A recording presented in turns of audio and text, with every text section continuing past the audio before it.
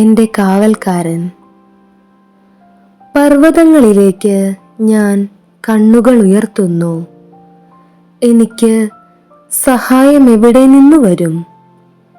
എനിക്ക് സഹായം കർത്താവിൽ നിന്നു വരുന്നു. ആകാശവും ഭൂമിയും സൃഷ്ടിച്ച കർത്താവിൽ നിന്ന്.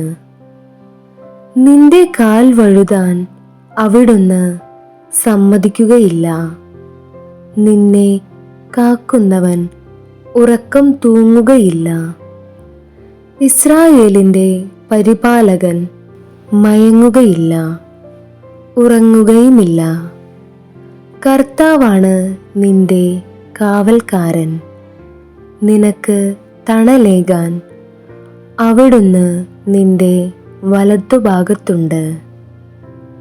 പകൽ സൂര്യനോ രാത്രി ചന്ദ്രനോ നിന്നെ ഉപദ്രവിക്കുകയില്ല.